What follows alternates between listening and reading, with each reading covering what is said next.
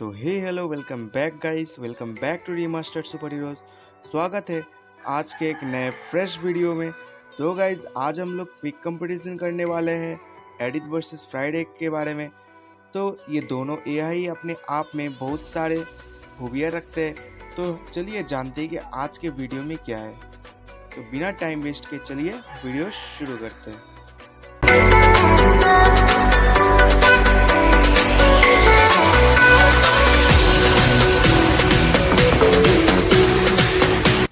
तो दोस्तों सबसे पहले अगर हम लोग बात करें एडिट की, तो एडिट का फुल फॉर्म है even death I am the hero. हाँ गाइस, इसको टोनी स्टार्क ने डेवलप किया था और इसको स्पेशली पीटर के लिए बनाया गया था, क्योंकि ये लाइटर वर्जन है टोनी स्टार्क के वेपन्स का। इससे पीटर पार्कर वो सारे टोनी स्टार्क के सिक्योरिटी को एक्सेस कर सकता है, लेकिन गाइस सिर्फ सिक्योरिटीज को। और ये टोनी स्टार्क ने पीटर को एक नए राह पे चलने के लिए बनाया था।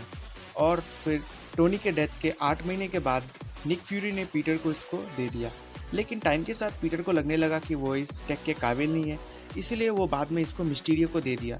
लेकिन मिस्टीरियो को देना उसका एक बहुत बड़ा गलती था। जब उसको रियलाइज़ हुआ कि मिस्टीरियो इससे क्या क्या कर सकता है, तब उसने उसको फिर मिस्टीरियो से ले लिया। तो गाइस अब कुछ बात करते हैं इसकी एबिलिटीज़ के बारे में।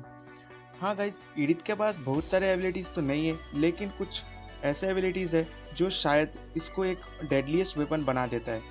हाँ गाइस, एडिट सारे सिक्योरिटी को एक्सेस कर सकता है स्टार्क इंडस्ट्रीज़ का। और एडिट पूरे अर्थ पे कहीं भी अगर किसी भी टारगेट को मारना हो, उसको बस एक इशारे पे मार सकता है, और by locking with his glasses.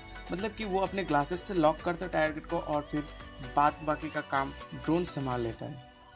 एक बार की बात है, जब पीटर पार्कर एडिट को टेस्ट कर रहा था, तब उसने गलती से एक ड्रोन को बुला दिया उसके दोस्त को मारने के लिए।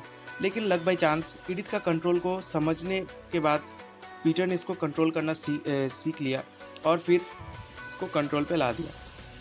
तो हम लोग देख ही सकते हैं कि एडिट कितना पावरफुल है वेपन सिस्टम मैनेजमेंट में। एडिट किसी भी फ़ोन या फिर कंप्यूटर नेटवर्क को एक्सेस कर सकता है, यानी उसके अंदर की सारी चीज़ें देख सकता है। हम लोग अगर सीधे भाषा में बोले तो इसको हैकिंग। वो सारे कंप्यूटर्स और स्मार्टफोन्स, यहाँ तक कि सारे इंटरनेट को एक्सेस करके हैक कर सकती है। हाँ, एडिट का ये एक स्पेशल फीचर्स है, और उसमें काफ़ी हद तक एक्स्ट्रा विजन भी है, वो आर पार भी देख सकती है।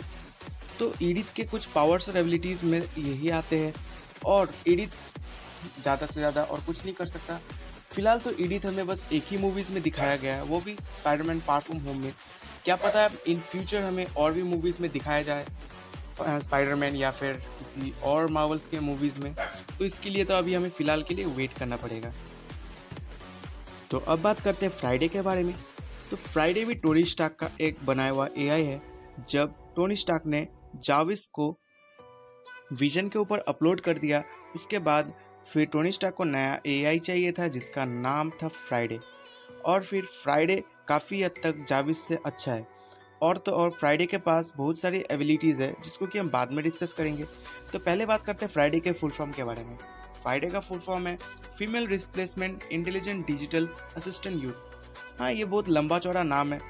तो इसको फ्राइडे क्यों रखा गया, इसके ऊपर भी एक फैक्ट है गाइस। टोनी स्टार्क का बर्थडे फ्राइडे था, इसीलिए उसने इस एआई का नाम फ्राइडे रख दिया।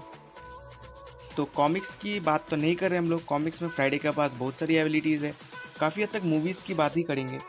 तो मूवीज़ के अगर बात करें तो फ्राइडे टोनी स्टार्क का सूट कंट्रोल करता है। अगर टोनी स्टार्क इन केस किसी भी जगह पे वो ना मौजूद रहे, तो फ्राइडे सूट का कंट्रोल अपने हाथ पे ले सकता है। फ्राइडे स्टार्क इंडस्ट्रीज़ के सारे वेपन सिस्टम, यहाँ तक कि स्टार्क इंडस्ट्रीज़ को भी कंट्रोल कर सकती है। एडिट बस वेपन सिस्टम्स को, लेकिन फ्राइडे पूरे Stark Industries plus weapon system को, वो सिक्योरिटी को भी देख सकती है। यानी बोला जाए तो वो स्टार्क इंडस्ट्रीज़ की अपनी आप में एक आर्टिफिशियल इंटेलिजेंस है। यानी फ्राइडे एक सुपर ह्यूमन रोबोट बोल सकते हैं हम उसको, लेकिन उसका कोई फॉर्म नहीं है, वो एक प्रोग्राम है। तो अब बात करते हैं थोड़े बहुत और एबिलिटीज़ के बारे में। तो फ्राइडे के पास टोनी स्टार्क के एनिमीज़ को डिटेक्ट करने का टेक्नोलॉजी है जो कि वो यूज़ कर सकता है। यानी हम लोग जब एज ऑफ अल्ट्रॉन के बाद से मूवीज़ में देखे कि टोनी स्टार्क का फ्राइडे जो है वो बहुत सारे एनिमीज़ को दूर से डिटेक्ट कर सकता है, और यहाँ तक कि वो कैलकुलेट अच्छी कर लेती है।